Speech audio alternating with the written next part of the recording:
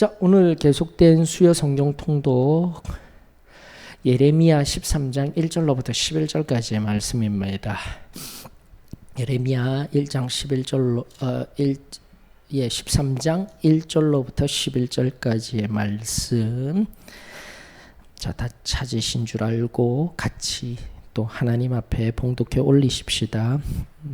여호와께서 이와 같이 내게 이르시되 너는 가서 뱃띠를 사서 내 허리에 띠고 물에 적시지 말라 하시기로 내가 여호와의 말씀대로 띠를 사서 내 허리에 띠니라.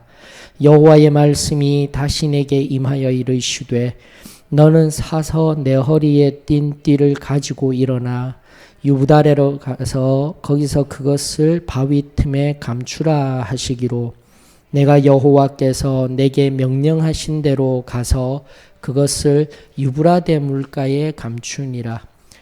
여러 날 후에 여호와께서 내게 이르시되 일어나 유브라데로 가서 내가 내게 명령하여 거기 감추게 한 띠를 가져오라 하시기로 내가 유브라데로 가서 그 감추었던 곳을 파고 띠를 가져오니 띠가 썩어서 쓸 수 없게 되었더라. 여호와의 말씀이 내게 임하시니 이르시되 여호와께서 이와 같이 말씀하시니라. 내가 유다의 교만과 예루살렘의 큰 교만을 이같이 썩게 하리라. 이 악한 백성이 내 말 듣기를 거절하고 그 마음에 완악한 대로 행하며 다른 신들을 따라 그를 섬기며 그에게 절하니 그들이 이 띠가 쓸 수 없음같이 되리라. 여호와의 말씀이니라. 띠가 사람의 허리에 속함같이 내가 이스라엘 온 집과 유다 온 집으로 내게 속하게 하여 그들로 내 백성이 되게 하며 내 이름과 명예와 영광이 되게 하려 하였으나 그들이 듣지 아니하였느니라. 아멘. 다시 시대가 바뀌었습니다. 여러분들 자꾸 이제 예레미야서가 연대기별로 되어지지 아니하였기 때문에 항상 여러분들이 제가 처음에 이거 드렸던 거 있죠?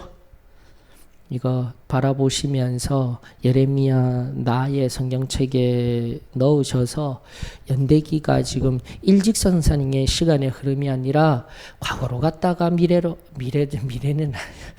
미래적인 사건도 예언의 형식으로 나오지만 지금 현재 안에서 과거로 갔다가 우리 편에 있어서는 과거로 갔다가 미래로 갔다가 과거로 갔다가 미래로 갔다가 하는 이런 왔다 갔다 하는 예레미야의 일장으로부터 구조라는 것을 여러분들이 기억하시면서 복음적인 입장에서의 이 시간 순서를 나열하여서 우리 예레미야 강의하면서 드렸던 거 기억하시면서 자 오늘 혹시 그 자료를 보고 계신다라면은 오늘 13장이 어느 시대 때 어느 왕 때의 하나님의 말씀이죠.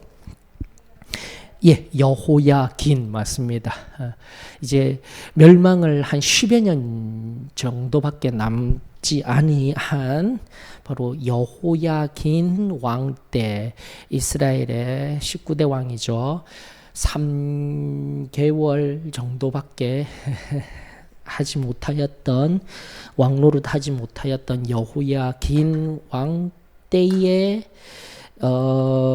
기록되었다라고 이제 우리가 보고 있는데 일단은 성경 여러분들이 지금 13장 쭉 읽으면서 저 지금 이 순간 바로 좀 성경을 바라보고 오시지 못하시게 되면은 바로 이해하기는 힘들 겁니다. 힘드시겠지만 시간이 흘러가는 것이 보입니다. 여호야긴 왕 때 기록은 되어졌지만 이미 있었던 일이에요. 이 일이 1년 이상의 시간이 필요한 지금 본문의 시간의 흐름이 보여야 됩니다. 조금 이따 강해를 하면서 살펴드릴게요. 그러므로 대다수 많은 학자들이 일단은 이때 있었던 일은 이제 598년 시드기야 왕이 11년 기억나시죠? 요시야 다음에 3개월 11년 3개월 11년 16대 요시야 왕 이후로 그렇게 여호와아스 엘리야킴 여호와아스 3개월 엘리야킴 11년 그 다음 엘리야킨 맞습니까? 예. 이렇게 반응을 좀 해주셔요. 모두 가만히 계셔서. 그 다음 시드기야 왕 마지막으로 해서 11년. 그래서 비교적 요시야 왕 이후에는 일단은 히브리어 성경이 항상 좀 이렇게 질서정연한 것을 원합니다. 그래서 3개월 11년, 3개월 11년 이렇게 되어져 있어요. 그래서 어렵지는 않습니다. 조금만 내가 관심을 가지게 되면은 보수적인 우리가 하나님의 말씀이 유일무이한 첫 번째 자료야라는 이 관점에서요. 다른 뭐 구약의 오늘날 학문적인 영역에서 고고학적인 관점, 역사 비평적인 관점, 즉 성경이 아닌 다른 자료들이 중심이 되어서 성경을 마구잡이로 해석하는 그런 관점이 아니라 우리는 성경이 유일무이한 자료야. 첫 번째 자료야. 그러면서 배경을 살피고 참조 자료로서 다른 것들을 활용할 수 있는 그런 성경 읽기와 성경을 바라보는 관점을 반드시 가지고 있어야 돼요. 자, 그러한 차원에서 다시 한 번 더 지금까지 말씀드렸던 어떻게 그렇게 정확할 수가 있어요. 그런 것 거기에 대해서 일부러 막 변증하려고 할 필요는 없습니다. 3개월 11년 3개월 11년 어떻게 그게 가능합니까? 그렇게 묻는 것들에 대해서 중요하게 여길 필요는 없어요. 그냥 성경 중심에 의하여서 그런 역사적인 사건들이 있습니다. 하나님의 말씀이 그런 역사의 시간 안에 살아가는 사건 속에 그리고 기록된 말씀 속에 의미들이 중요하지, 내용의 의미들이 중요하지, 그런 시간들은 격가지로서 그냥 머릿속에 지식으로서만 가지고 계시면서 도움이 되셨으면 좋겠어요. 그러면서 왜 자꾸 이제 그러면은 왜 여호야긴 왕 때의 일입니까? 그렇게 해야 그 배경이 있어야 그 시대적 배경을 가져야 이해가 되어지는 겁니다.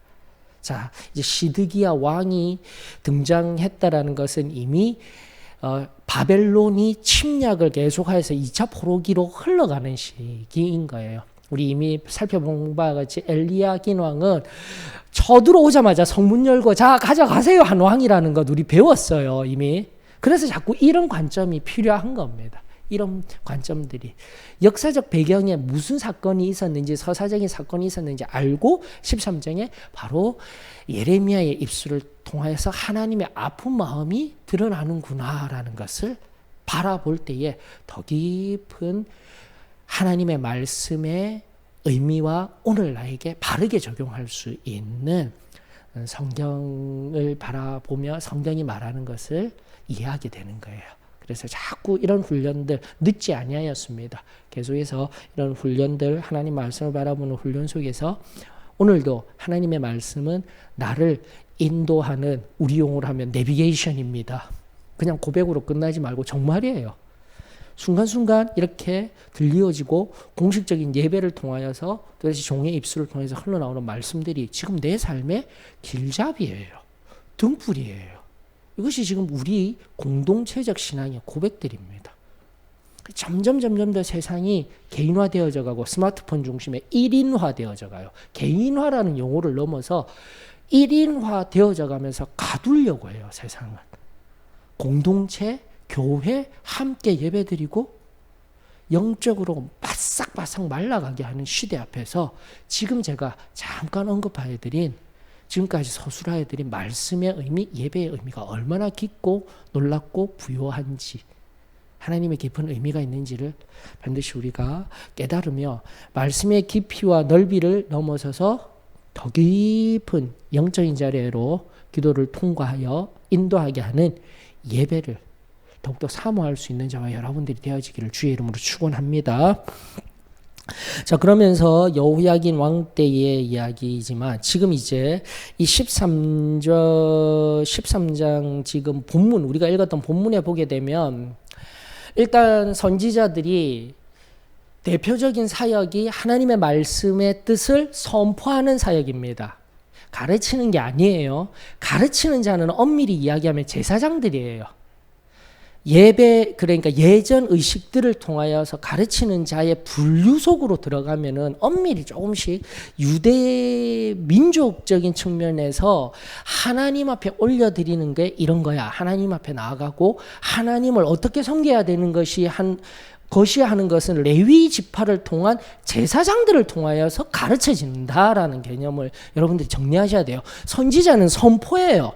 하나님의 말씀을 스피커가 되어서 그대로 선언하는 자, 이런 개념을 좀 가져야 돼요. 선지자가 가르친다라는 개념보다는. 그래서 하나님 앞에 그 가르침 그대로 반응하여서 가르침 그대로 받고 선포한 그대로 내가 순종하여야 한다는 것이 구약을 통과하는 기독교 신앙에 아주 깊은 의미가 있는 거예요. 자, 그러한 측면에서 바라봤을 때 다시 한번 선지자의 첫 번째 가장 중요한 사역은 선포입니다. 하나님의 뜻 선포입니다. 자, 그런데 선포하는 방법이 입술로만 아니라 아주 중요한 이제 신학적인까지 표현 안 해요. 성경적으로 표현된 용어, 우리가 규범적으로 사용하는, 교회 안에서 규범적으로 사용하는 용어가 바로 표적 행위 또는 상징 행위라고 합니다. 여기 옆에다가 적어 놓을게요. 상징 행위,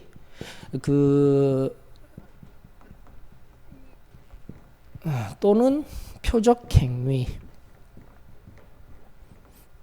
통하여서 하나님께서 선지자, 즉 입으로 선포되는 말씀뿐만이 아니라 어떤 행동을 통하여서, 즉 상징적인 행동 또는 표적, 즉 목적이 있는 행동을 통해서 하나님께서 말씀하시는 거예요. 자, 예를 들자라면은 여러분들 에스겔서 4장 4절로부터 6절 한번 볼까요? 예레미야 다음에 있는 애가 예레미야 애가 다음에 있는 에스겔 4장 보게 되면 앞에도 나옵니다. 에스겔서 4장 4절로부터 6절에 바로 이와 비슷한 에스겔 선지자에게도 주신 표적행위. 와, 정말 힘들어요. 4장 4절, 너는 또 왼쪽으로 누워 이스라엘 족속의 죄악을 짊어지되 내가 눕는 날수대로 그 죄악을 담당할지니 내가 그들의 범죄한 횟수대로 내게 날수를 정하였나니 곧 390일이라. 너는 이렇게 이스라엘 족속의 죄악을 담당하고 그 수치가 차거든 너는 오른쪽으로 이제 누워 유다 족속의 죄악을 담당하라. 내가 내게 40일로 정하였느니 하루가 1년이니라 라는 겁니다. 말씀 보이시죠? 이게 지금 에스겔 선지자가 하는 거예요. 390일 동안 왼쪽으로만 누워 있는 거예요. 여러분들, 누워 있다라는 표현이 잠잘 때 아니에요. 아무것도 하지 아니하고 가장 기본적인 것. 이게 여러분들이 성경을 바라보실 수 있어야 돼요. 그냥 삶이 뭐 하고 있는 거예요? 그 백성들 앞에서 왼쪽으로 가만히 누워 있는 게 며칠요? 야, 그 의미예요. 그 의미예요. 밥 먹고 뭐 여러 가지 것들 너무 디테일하게까지 생각하지 아니하시더라도 하나님의 말씀의 명령은 삶 자체가 390일 동안 아무것도 하지 말고 뭐 하라고요? 왼편을 바라보고 누워 있다가 나중에는 오른편으로 돌려서 또 며칠요? 40일 동안 돌아 누워서 이렇게 있으라. 여러분들, 선지자가 하나님의 말씀을 선포하고 강하게 또 강력하게 선포하는 모습이 오늘날 신약 성경과 은혜 시대를 통과하면서 성령의 불에 붙들려서 막 말씀 전하고 가르치는 자리에 있는 것, 여러분 그게 굉장히 좋은 것 같지만 그렇지가 않아요. 선지자들은 삶으로 하나님께서 요구하신 가장 힘들고 어려운 삶을 살아내야 하는 자들입니다. 이것을 성경에서 교훈으로 끄집어 올려야 되는 거예요. 그저 가르치는 자리, 존중받는 자리에서만 서 있는 것이 선지자가 아니라 다시 한번 하나님이 말씀하시면 이유 불문하고 순종하는 자리로 나아가는 것이 선지자였습니다 라는 것을 기억할 수 있기를 주의 이름으로 축원합니다. 이게 선지자의 두 번째 사역이었어요.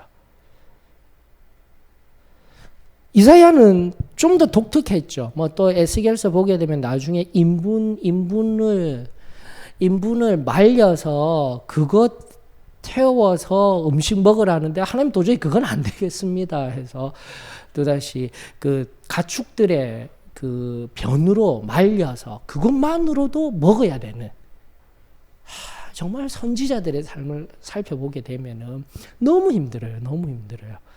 근데 이 이사야만큼 하겠습니까? 여러분들 이사야 20장 우리가 이미 보았지만 이사야 20장으로 가보셔요. 다시 한번 더 표적 행위로서 하나님께서 이사야에게 주셨던 그 삶의 모습, 이사야 20장 2절에 보게 되면 그때에 여호와께서 아모스의 아들 이사야에게 말씀하여 이르시되 갈지어다 내 허리에 배를 끄르고 내 발에서 신을 벗을지니라 하시매 그가 그대로 하여 벗은 몸과 벗은 발로 다니니라. 발가벗고 다니는 거예요. 권위 있게 하나님의 말씀을 선포하는 선지자가 발가벗고 아무것도 걸치지 아니한 채 뭐 하루 정도 다녔나 싶은데 3절의 말씀은 여호와께서 이르시되 나의 종 이사야가 3년 동안 벗은 몸과 벗은 발로 다니며. 이것이 선지자의 삶입니다, 여러분들. 기억하십시다. 기억하십시다. 좀 더 오늘날 우리가 뭘 가르치는, 뭐 성경에서도 봐기되 너무 선생 되지 말라, 많이 가르치는 자리에 있지 말라. 또 생각이 많고 그 뼈를 녹이느니라 많이 아는 것이 많이 가진 지식으로 그 몸에 뼈가 상하니라. 잠언서에서도 여러 가지 말씀이 있지만 우리가 잘못된 삶의 생각을 가지고 살아갈 때가 너무 많아요. 가르치는 자리, 지금도 이 자리에 서서 권위 있게 묵은 것을 전하는 것, 여러분들 그게 반짝반짝 빛이 나고 오늘날 그러한 삶으로만 살아가는 것 같지만 다시 한 번 더요. 중요한 것은 선지자는 하나님의 말씀이 그저 입의 가르침으로 끝나는 것이 아니라 반드시 삶으로 연결되어져야 합니다. 이것이 성경의 가르침이었습니다. 우리가 꼭 기억하였으면 좋겠어요. 다시 한 번 더 왕 같은 제사장이자 선지자로서의 삶을 살아가고 있는 오늘날의 성도가 바로 이러한 말씀 앞에서 하나님의 말씀대로 살아내어야 할 부르심이 있다라는 것을 우리가 꼭 기억하였으면 좋겠습니다. 자, 그러면서 이제 본문으로 들어가게 되면은 본문의 구조가 눈에 보이기 시작합니다, 여러분들. 이 13장은 총 5개로 구조화시킬 수 있어요.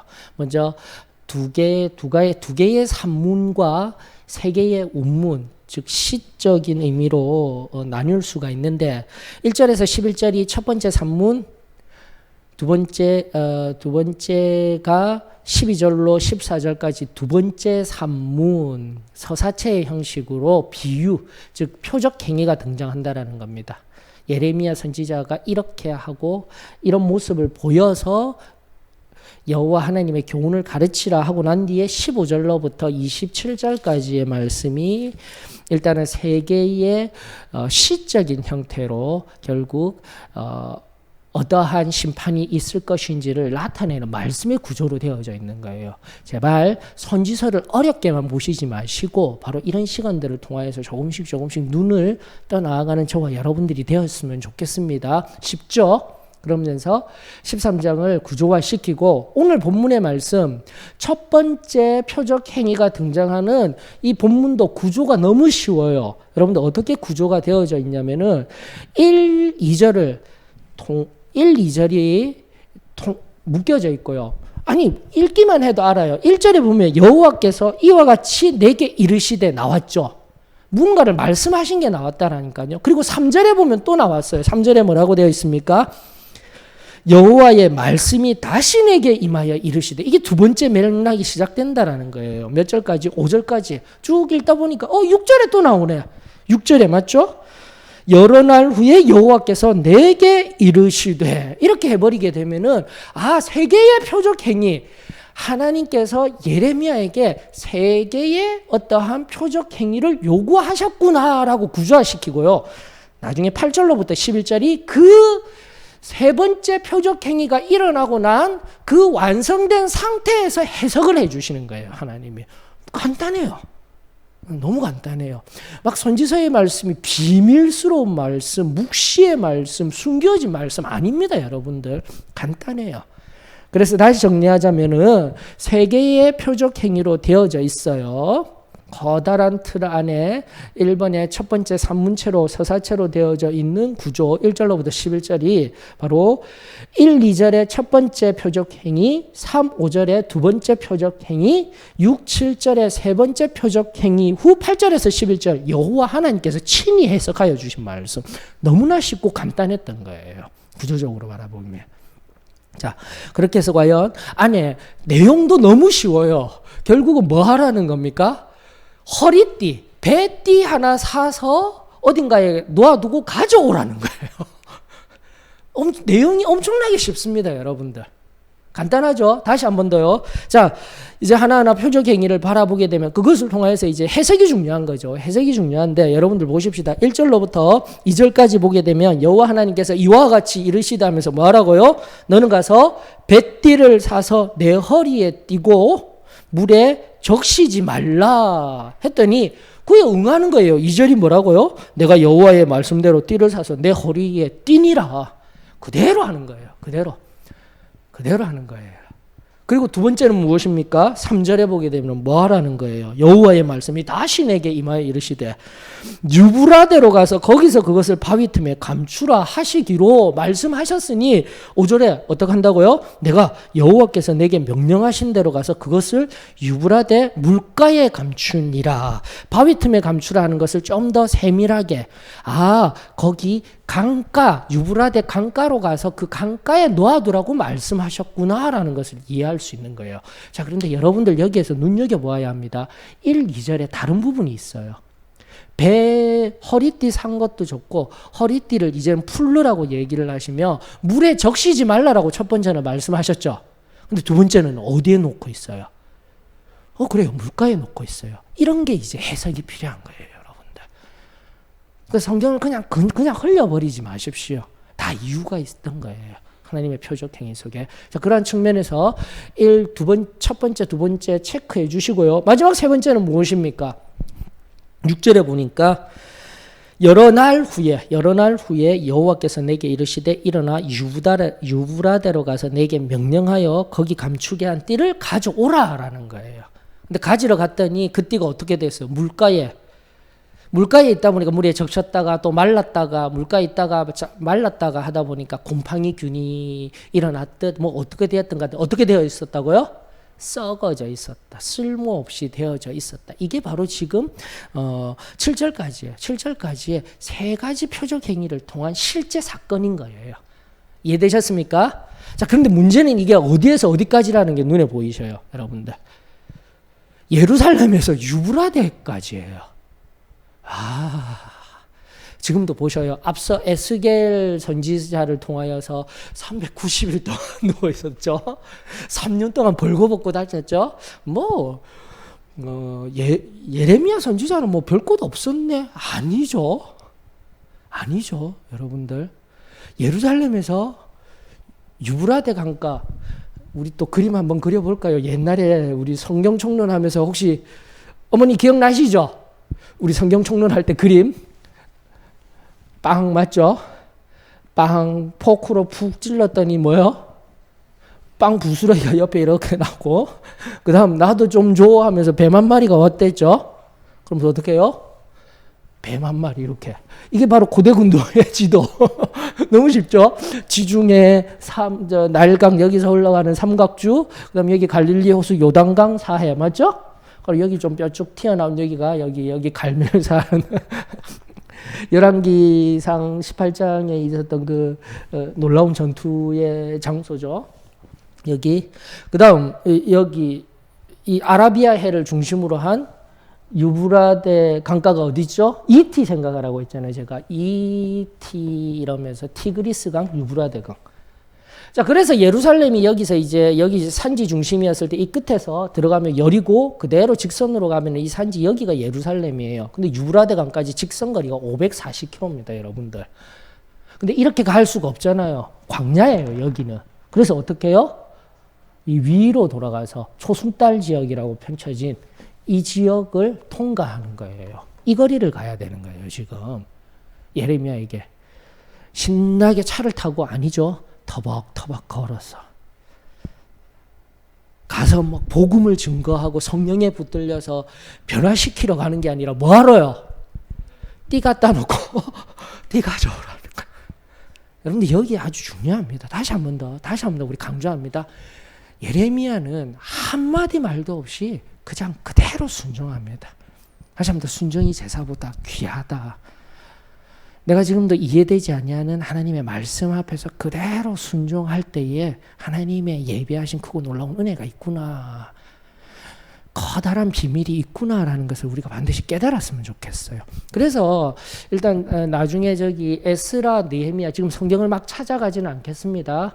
시간상 찾지는 않겠지만 에스라, 느헤미야서에서 저기 이 강가에 있었던 바벨론의 포로기로 있었던 사람들이 이렇게 돌아오잖아요. 또 중간에 위험한 지역도 막 오지만은 시간 빨리 축적하기 위해서 돌아오고 하지만 어쨌든 이 지역을 걸어갈 때 3개월이 걸립니다, 여러분들. 3개월. 자, 3개월인데 지금 성경에 보면 몇 번 왔다고 해요? 2번 왕복이에요. 2번. 그러니까 3개월, 6개월, 3개월, 6개월, 1년. 아무리 빨리 잡아도 1년의 시간이 걸리는 지금 거리들을 왔다 갔다 했어요. 또 시간이 잠시 지난 후에. 최소한 1년인 거예요, 지금. 이해되셨습니까? 예. 이렇게 이제 지리를 알아야 성경이 보이기 시작하는 거예요. 그냥 유브라데 가서 그냥 놔두고 왔지. 근데 너무 멀어. 사실적으로 그렇게 갈 수 없어. 오늘날에 이제 많은 신학자들은 옆에 아스돗 옆에 있는 이름 비슷한 유브라데가 아니라 파라라는 그 히브리어 음력에 의해서 그런 짧은 시냇가가 있대요. 거기에 갔다라고 해석하는데 아니에요. 우리는 말씀 그대로 보자고요.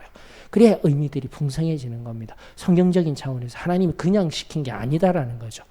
그래서 올바른 해석이 나오게 되는 거예요, 여러분들. 이걸 반드시 알아야 돼요. 바벨론 강가까지 갔다 온 거예요. 이걸 그대로 우리가 해석해야 됩니다. 오늘 대다수의 구약 신학자들은 이렇게 안 믿어요. 그리고 주석서 또 오늘날 목회자들까지도 이렇게 가르치면 안 되는 거예요. 그 방금 뒤에 말한 것들. 그렇기 때문에 우리는 반드시 말씀 그대로 힘들지만 예레미야가 갔다. 시간 맞고 안 맞고 그런 건 중요하지 않아요. 다시 한번 하나님이 바로 이 시기에 1년 이상의 시간을 두고 표적 행위를 하게 하셨다. 3가지 표적 행위 기억할 수 있기를 원합니다. 그래서 순종이 귀하다라는 것 여러분들 꼭 기억하였으면 좋겠습니다. 순종과 관련해서 우리 말씀들 참 많이 봤는데 제가 이 말씀 깊이 묵상하면서 살피면서 제 마음 가운데 주시는 또 오래전에 제 마음 가운데 새겨놓으신 하나님의 말씀이 있어요.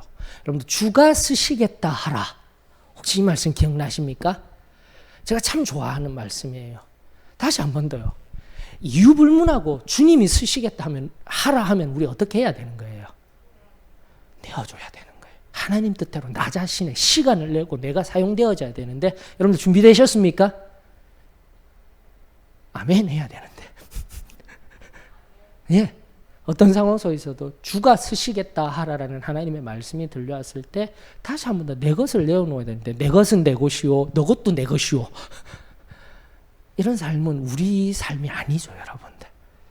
제가 왜 그 주가 쓰시겠다 하라라는 말씀이 제게 박혀져 있고 왜 이 말씀이 여기에서 떠오르게 되었냐면은 공간복음서 연구할 때도 여러분들 공간복음서라는 것은 마태, 누가, 마가, 누가예요. 요한복음서는 조금 달라요. 근데 공간복음서에서도 동일하게 말씀이 기록되어져 있지만 주가 쓰시겠다 하라. 공간복음서에 동일하게 그대로 그 문자 그대로 적혀져 있습니다. 언제적의 이야기죠?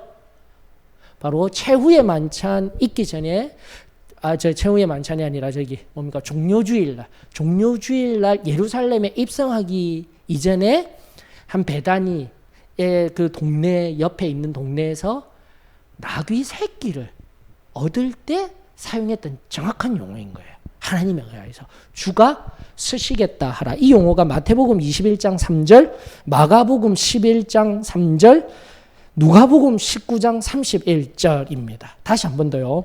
마태복음 21장 3절, 마가복음 11장 3절, 누가복음 19장 31절. 꼭 기억할 수 있기를 주의 이름으로 축원합니다. 그러면서 주님이 쓰시겠다 하실 때에 내 시간, 나 있는 그대로 다 내어드려야 돼요. 또 나아가 왜 제가 이 말씀의 구절이 등장하게 되냐면 여기 뱃띠를 샀다라고 성경이 말하고 있죠. 이 뱃띠가 그 당시에는 조금 비싼 거예요, 여러분들. 우리가 알고 있기로는 이 세마포 옷인데 이 지금 모시로 만들어진 이 뱃띠는요, 당시 제사장들이 허리띠를 찰 때 하는 것이기 때문에 이게 돈을 좀 주고 사야 되는 거예요. 그래서 내 돈 거액을 주고, 야, 하나님이 웬일이시지? 늘 어렵고 힘들게 살아라, 자족하며 살아라 했는데 왜 이 비싼 것을 나에게 사게 하시고 또 이것으로 또 입고 나로 착용하게 하시지 했다가 하나님이 뭘 하시는 거예요? 두 번째, 그거 저기 3개월 걸쳐서 여기 가서 뭐 하려고요? 그 강가에 놔두고 와. 이게 보여야 되는 거예요, 여러분들. 내게 아무리 소중한 것이라 할지라도 하나님이 말씀하시고 하나님이 요구하실 때 어떻게 우리는 반응해야 된다고요? 주가 쓰시겠다 하라. 그 말씀 앞에 내가 온전히 아멘으로 화답할 수 있는 저와 여러분들이 되어지기를 주의 이름으로 축원합니다. 그래서 우리는요, 내 것이 아닌 거예요. 다시 한 번 더, 내게 주신 하나님의 것입니다. 뭐 청지기 이야기 다시 하지 아니하여도 우리는 항상 내가 가진 것들을 내 것이라 여기지 아니하는 삶을 살아야 합니다. 주님이 사용하십니다. 주님 언제라도 주님 말씀하여 주시옵소서. 이것이 참된 성도의 삶입니다라는 것을 꼭 기억할 수 있기를 원합니다. 그리고 우리 이제 교역자분들도 계시고 저는 항상 확대하여서 조금씩 말씀들을 보고 싶어요. 저 개인적으로도 항상 제게 주가 쓰시겠다 하라 하였을 때 주님이 말씀하시면 어디든지 가야 할 자이며 또 어떻게라도 사용되어야 할 자입니다.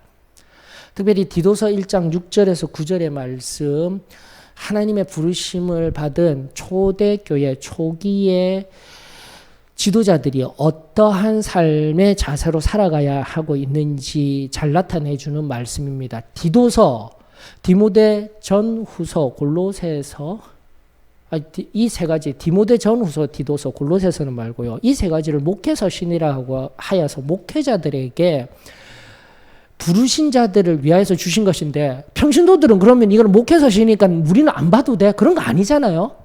확장해야 됩니다. 초대교회의 리더자들이 이러한 삶을 살았다 하지만 오늘날 내게도 적용이 되어져야 되는 거예요. 목회서신은 나하고 상관없어? 평신도들은 평생 안 보고 안 봐야 되는 것이 아니라 이것이 또 나에게 주신 말씀이구나라고 여겨야 되는 겁니다.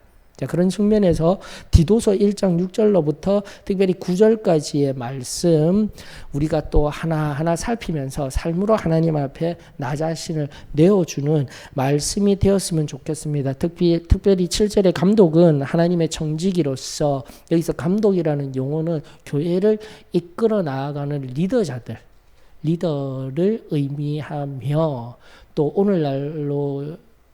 오늘날로 이야기하면은 목사님, 그리고 사역자들, 나아가 평신도 일꾼들, 더 나아가 특별히 우리 신앙 안에서는 성령의 침례 이후 성령에 충만하여서 누군가를 위해 중보해야 하며, 영적으로는 누군가를 위해 중보해야 되는 삶을 살아가며, 또 하나님 앞에 온전히 내 생명을 구원하여 주신, 영원한 생명을 주신 하나님 앞에 내 삶을 온전히 헌신하며 살아가는 자들에게 꼭 필요한 말씀, 하나님의 청지기로서 살아가야 한다는 것 우리 잊지 아니하였으면 참으로 좋겠습니다. 그래서 디도서 1장 6절에서 9절의 말씀을 살피면서 우리 가정으로부터 다시 한 번 더 내 삶에 항상 기억하며 삶으로 내 신앙을 증거할 수 있는 저와 여러분들이 되었으면 좋겠습니다. 자, 그러면서 이제 앞서 말씀드린 상징 행위의 세 가지를 우리가 살펴보아서 여기까지, 이런 상징적인 의미의 행위들이 있었어. 그러면서 상징적인 또 단어로서 물이 중요하고 유브라데까지, 유브라데를 상징으로 우리는 보지 않고 그대로 갔다라는 실제 삶의 실제 사건으로 바라보는 관점에서의 정확한 우리 좀 성경을 좀 바라보았으면 좋겠어요, 여러분들. 그러면서 8절에서 지금 잠깐 눈으로 8절에서부터 11절까지 눈으로 보셔요. 눈으로 좀 바라보시면서 이 앞선 표적 행위의 사건이 이제 여호와 하나님께서 해석하여 주는 것입니다. 그래서 우리는 말씀 그대로 해석된 것을 그대로 받아들이면 되는 거예요, 여러분들. 너무 쉽고 너무 간단해요. 여러분들, 이 성경을 보면 너무 귀한 것이 뭐냐면 성경이 아무렇게나 된 책이 아니라고 했습니다. 앞서도 말씀드린 1절, 3절, 6절에 보게 되면 여호와께서 말씀하시되 있죠. 이 말씀 그대로 지금 8절, 9절, 11절에 그대로 반복하고 있어요. 정확하게 여호와의 말씀이 내게 임하니라 8절, 9절. 그럼에도 불구하고 이미 이르시되 했음에도 불구하고 또 9절에 여호와께서 이와 같이 말씀하시니라 하면서 3절과 1절을 재진술하고 있는 겁니다. 보이십니까? 특별히 3절에는 다시라는 요 부사가 하나 빠진 것 뿐이에요. 그러나 그 히브리 용어로서는 똑같아요, 여러분들. 그리고 또 어디에요? 세 개의 표적 행위였으니까 11절에 다시 여호와의 뭐라고요? 말씀이니라 하면서 정확하게 어떤 표적 행위를 주시고 다시 한 번 더 정확하게 그대로 해석하여 주시는 하나님의 이 놀라운 은혜. 저 여러분들에게 말씀을 볼 때마다 말씀이 해석하여 주시는구나. 말씀을 깊이 바라보며 성령께서 인도하여 주시는구나. 이것을 경험하였으면 좋겠습니다. 자, 그러면서 이 말씀을 통해서 이제 앞으로 있을 예루살렘의 심판 얘기가 주일까, 징계를 받는 얘기를 하고 있을까? 맞아요. 그런 얘기들을 쭉 하고 있는데 여러분들, 이 말씀 표적 행위를 통해서 하나님의 진정한 마음, 이 교만하여졌다는 거 이제 보이시죠? 지금까지 계속 얘기하고 있어요. 예루살렘도 교만하였고 또 유대도 교만하였고 예루살렘은 큰 교만이라고 이야기하고 있습니다. 그 교만이 무엇이었습니까? 하나님의 말씀을 듣지 아니하였던 거예요. 그러면서 우리가 성경을 하나하나 여러분들 눈으로 바라보면서 문자 그대로 이해하시면 되는 겁니다. 10절로부터 내 말 듣기를 거절하고 완악한 대로 행하였으며 다른 신들을 섬겼던 거예요. 교만하여져서. 보이시죠? 삼중으로 되어진 이 철저하게 세 가지 표적 행위, 여호와 하나님의 세 가지 해석, 그리고 세 가지 교만에 의한 상태가 나오고 있습니다. 10절에 맞습니까? 예. 그래서 하나님 말씀이 그냥 아무렇게나 된 게 아니다. 정말 중요하다. 단어 하나하나, 그리고 관용 오구 하나하나, 그리고 문장 전체를 세밀하게 살펴보게 되면 더 깊고 풍성한 자리로 들어갈 수 있습니다라는 것을 우리가 알 수 있게 되는 것이죠. 자, 그런데 지금 이제 이렇게만 바라보면 그 교만을 통해서 너희들이 심판할 거야. 듣지 아니하였으므로 내가 썩게 할 거야. 이 얘기를 하고 있느냐? 이걸 제가 여기에서 이제 끄집어 올려드리는 거예요. 여러분들.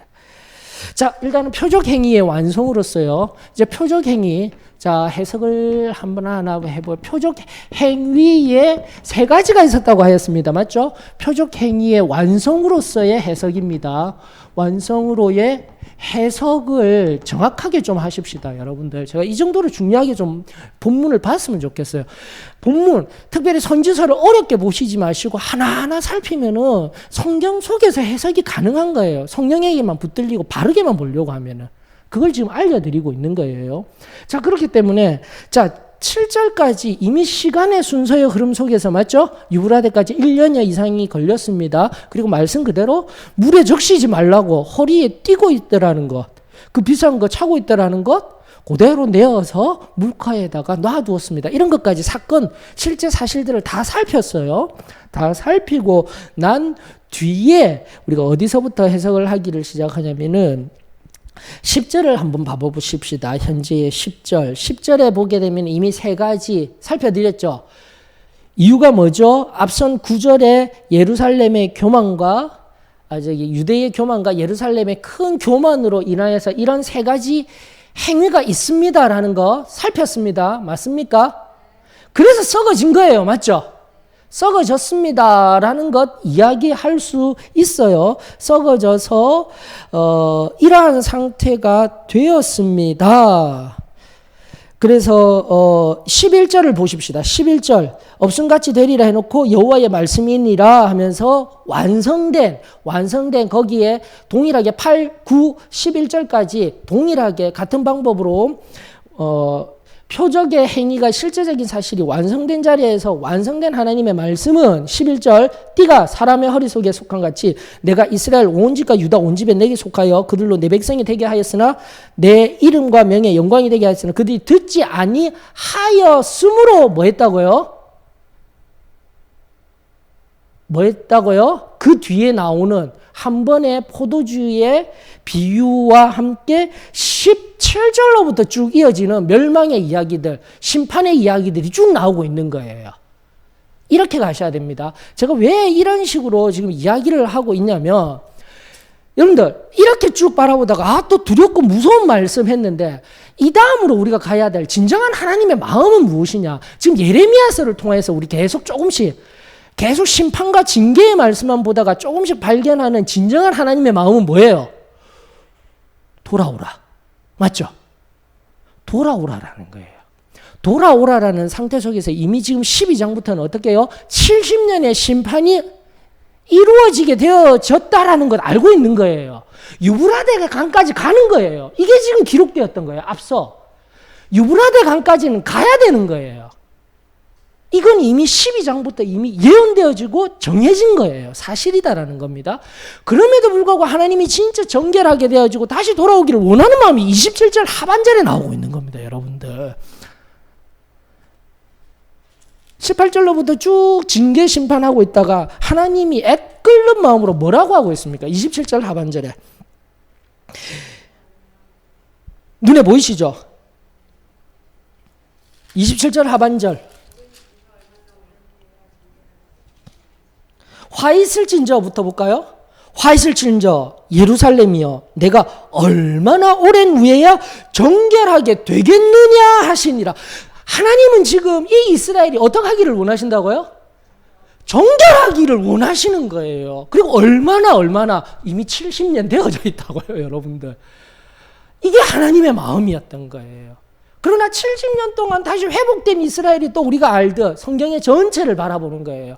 이렇게 하나로서 바라보는 게 아니라 13장을 해석하기 위해서 성경을 전체를 이해하였을 때 우리가 알듯 70년 뒤에 또다시 내가 잘못했구나 해서 와서 잠깐 이성전기에 스룹바벨 성전기에 부흥을 경험하였지만 한 세대도 안 지나서 느헤미야가 죽고 난 연후에 말라기가 배경이라고 했잖아요. 한 세대가 죽고 난 뒤에 우리를 어떻게 사랑하셨습니까? 7대 어떻게 내가 7번 말라기 강해는 이미 해드렸었어요. 그러면서 결국은 누가 오시는 거예요? 예수 그리스도가 오시기까지 지금도 기다리시는 거예요. 어디 그뿐이겠습니까? 예수 그리스도가 다시 재림하시기까지 오늘 여기를 기다리시는 하나님의 사랑이 녹아있는 말씀인 거예요. 이 말씀이. 심판한다, 징계한다라는 말씀이 아니라 너희들이 정말 정결한 자가 되어져서 다시 한 번 더 태초에 나와 함께 아름답게 하였던 그때 내가 언제까지 기다리겠느냐. 그래서 제가 예레미야서를 시작하게 될 때, 선지서를 시작하게 될 때 세 가지 관점에서 이사야서 할 때 얘기했죠. 곧 닥칠 바벨론에 의하여서 닥칠 상황, 종말의 상황, 예수님 오실 상황, 그리고 마지막 종말론적이고 궁극적인 상황. 이 세 가지를 항상 기억해야지 성경이 바르게 이해가 되어지는 거예요, 여러분들. 이 전체적인 종말의 의미들을 기억하면서 말씀을 바라봐야 이해가 되어지는 겁니다. 하나님은 그 종말에 이르기까지 항상 그 마음이 어떠시다고요? 심판하시고 징계하시는 하나님이 아니시라 사랑하시고 다시 자신의 자녀로서 정결한 자리로서 오시기를 원하시는 사랑의 하나님입니다라는 것을 발견할 수가 있는 거예요. 그러면서 여러분들이 이제 보십니다. 이 원인들이었지. 엄밀히 얘기하면 11절, 10절로부터 11절까지는 엄밀히 얘기하면 원인의 이야기입니다. 썩어진 무언가에 대한 원인의 이야기예요. 맞습니까? 행위로서 범죄하였고 말을 듣지 아니하였다 이 얘기하고 계신 거죠. 맞죠? 예. 정확하게 보셔야 되는 겁니다.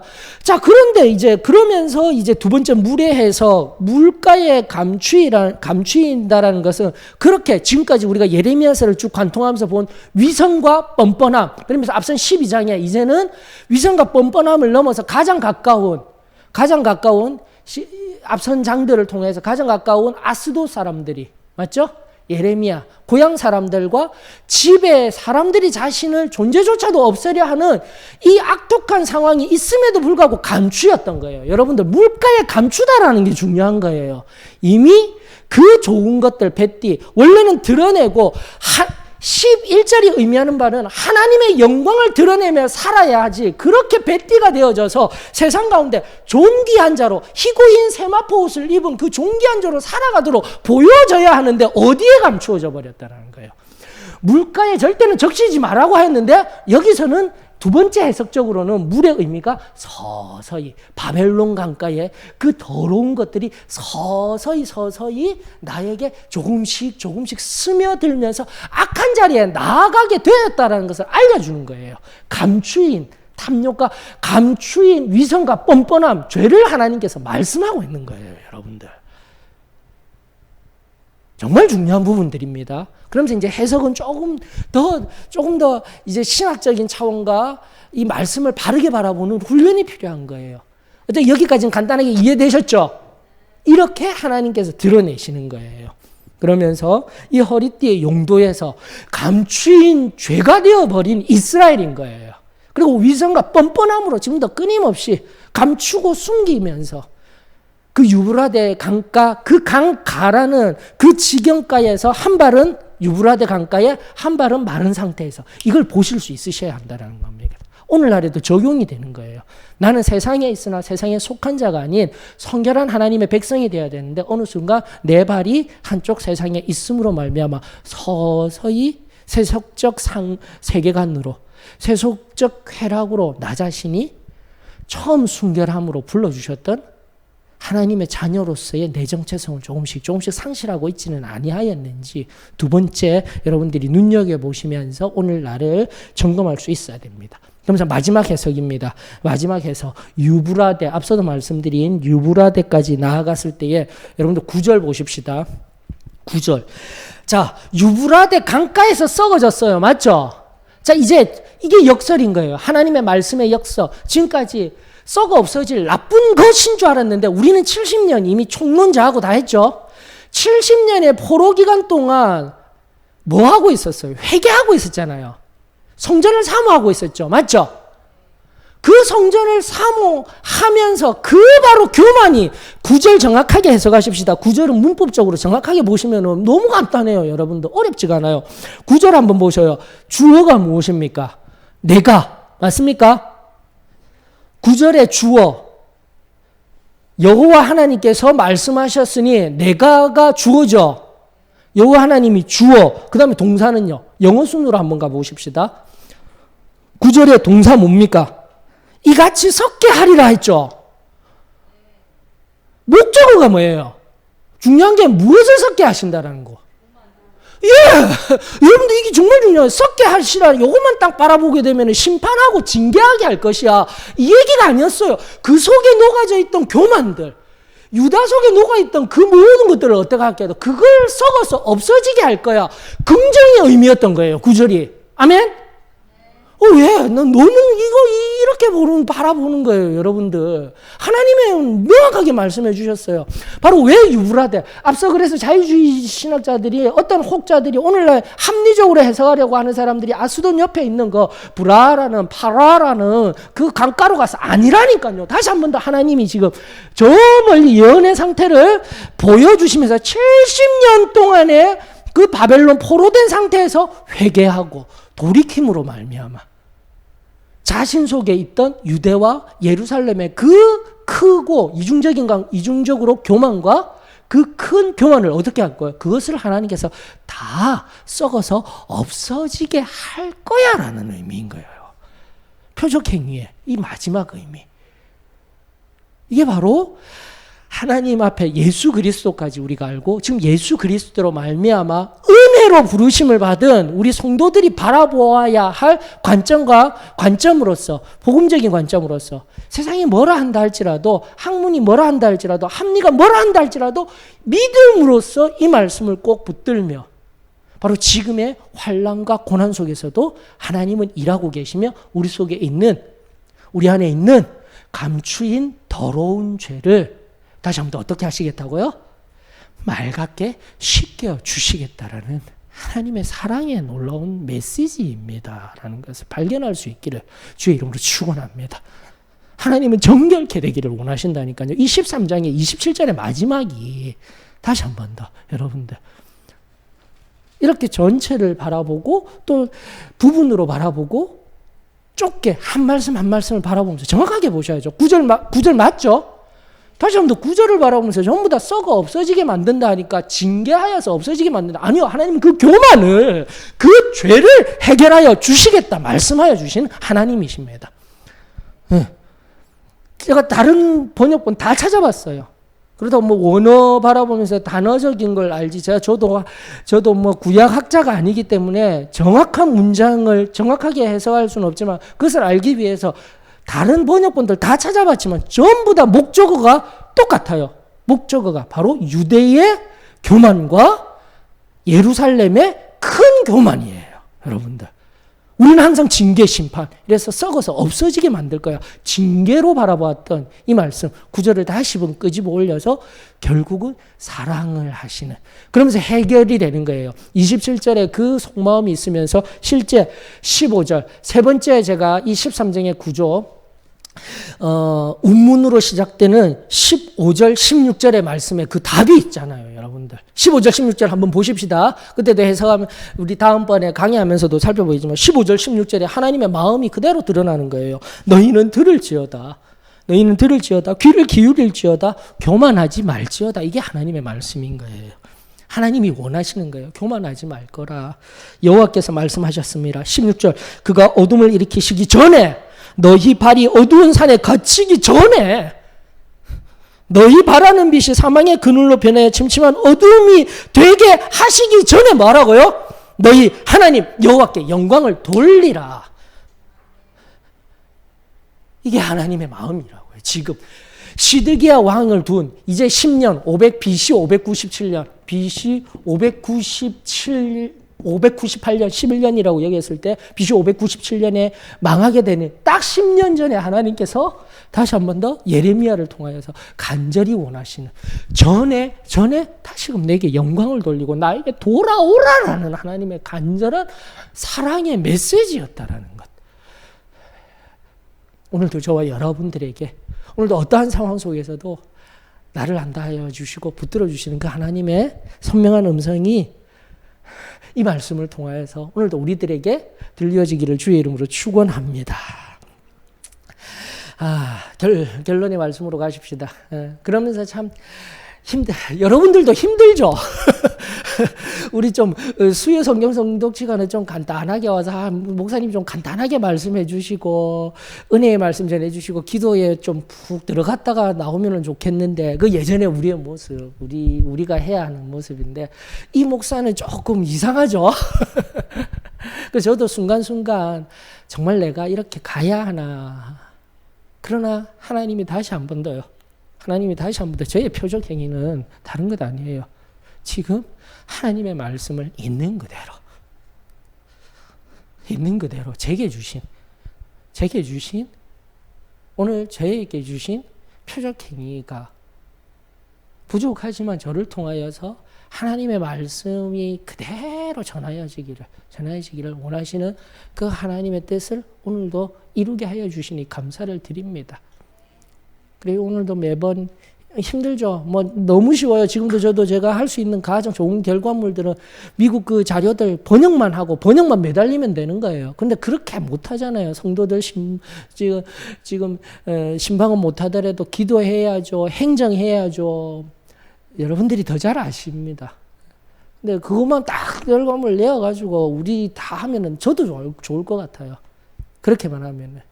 근데 그게 아니라 지금 하나님이 저에게 주신 것들, 그리고 다음을 위한 비전 설립과 다음 세대가 어떻게 하든지 하나님의 말씀 속에서 이 성결신앙을 곳곳에 녹아있는 성결신앙과 우리 이 복음에 합당한 말씀을 알 수 있도록 하나하나 다져나가는 이 시간들이 제게는 너무나도 소중하고 힘들지만 저도 힘들고 우리 소망교회 성도들도 힘들지만 하나님 말씀에서 하나하나 나아가야 되는 거예요. 나아가야 되는 거예요. 마지막 한 분 소개시켜드리고 갑니다. 우리 예전에 오래전에 소개시켰던 그분이 또 말씀 준비하는데 생각나더라고요. 김춘선 할아버지. 저기 부산교회 김춘선 사모님 말고요. 또 김춘선 사모님 건강한 모습으로 지난번에 또 뵐 수 있어서 감사드리고, 그 김춘선 할아버지 하면은 여러분들 아시죠? 예전에 김우현 PD 그분이 팔복, 지금도 우리 소망교회에서 팔복 성결신앙의 관점에서 팔복을 넘어서 산상수훈을 강의하고 있지만 팔복 그대로 해야 되는데 3개로 끝이 났어요. 그분의 기획이. 그 뒤로는 저도 잘 모르겠습니다. 근데 제일 첫 번째 가난한 자는 복이 있나니 그때 나왔던 그 할아버지, 맨발의 할아버지, 김춘선 할아버지. 그 놀랍도록 우리는 광인과 같이 얘기했지만 그분 그 할아버지 나이 때 가장 잘 배울 수 있었던 동경대 출신. 예, 그리고 저기 김포부터 인천까지 처음부터 땅 부자. 근데 다 내어드렸잖아요. 여러분 다시 한 번 더 그런 삶을 뒤돌아보셨습니다. 그것이 바로 그분에게 있어서 무슨요?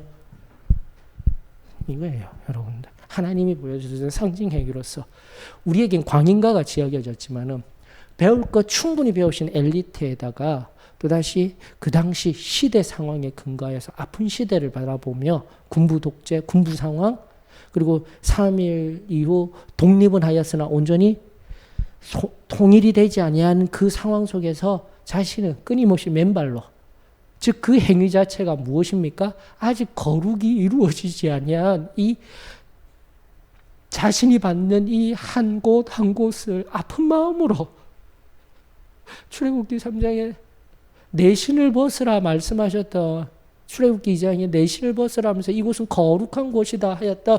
그 말씀 그대로 그가 이루면서 이곳이 거룩한 곳이 될 수 있도록 맨발로 자신이 밟는 땅을 맨발로 섬기시면서 복음을 준비하셨던, 우리 눈에는 광인과 같으신 분이셨지만 그것을 또다시 기억나게 하시며 다시 한 번 더 우리가 너무 얕은 물가에서 얕은 자리의 신앙 가운데 있지 아니한지, 그 깊고 놀라운 우리 한 세대 전이 뭡니까? 10년 전, 아니 10년 전이 뭡니까? 지금도 마찬가지일 거예요. 우리 뜨겁게 받았으면 명확히 받았던 이 신앙 어디엔가 드러내도 자신 있는 이 신앙을 받았는데 정작 내 삶은 지금 어떻게 가고 있는지, 오늘 코로나의 상황 속에서 또다시 시대가 변하고 이런 상황 속에서라는 그 내 안에 숨겨지고 감추어진 오늘 말씀 앞에 그 무언가를 끄집어내셔서 해결해야 합니다. 그리고 다시 한 번 더 정결한 심령이 되어져서 하나님 앞에 비고빈 마음이 되어졌을 때 또다시 끊임없이 매 순간 부으시는 성령의 그 기름 부으심의 순전한 역사가 오늘 우리 소망교회를 통하여서 새로이 회복될 수 있기를 원합니다. 그래서 제가 그때 그 책을 통하여서 밑줄을 쫙쫙 그어놓았던 한 문구가 있어요. 그분이 늘 얘기할 때마다 광인과 같이 뭔가를 내뱉듯이 막 하시는 말씀도 있지만은 그 김우현 PD와의 인터뷰 속에서 제가 제 마음에 심겨진 한 문장이 있어요. 뭐냐면 진리는 고독하지만 날로 담대합니다. 여러분 한번 영상을 알고 있으면 꼭 보셔요. 정말 맑은 눈으로요. 그 말씀을 하시는데 제가 여기에 딱 가슴에 새겼어. 진리는 고독하지만 날로 담대합니다. 그 할아버지 음성에서 나오는 그 문장이 여기 심장에 박혀 있어요. 사랑하는 성도 여러분. 다시 한 번 더 우리가 받았던 이 진리는 고독하지만 날로 담대하여진 신앙이 되어져서 선지자들에게 이 표적 행위와 같이 힘겹고 어려운 단순한 용어로 좁은 길의 신앙입니다.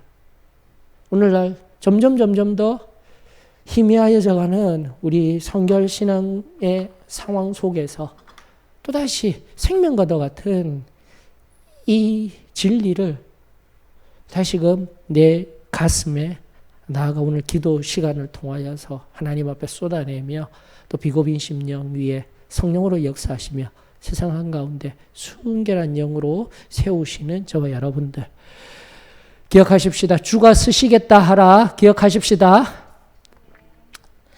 이 선지자들의 표적 행위의 삶처럼 주가 쓰시겠다 하라 하셨을 때 우리 마지막 찬송 뭐 불렸죠?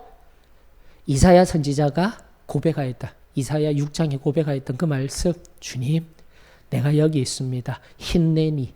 구약의 성경에 거인들이 다 얘기하였다 했습니다. 모세도 힘내니 나 여기 있습니다. 나 여기. 아브라함도 나 여기 있습니다. 하나님의 음성이 들릴 때마다 나 여기 있습니다. 나 여기 있습니다. 고백하였던 내 모든 것을 다 내어 헌신하겠다고 내어드리겠다고 고백하였던 그 고백, 그 삶이 저와 여러분들의 오늘 여기에 삶이 되어지기를 주의 이름으로 축원합니다.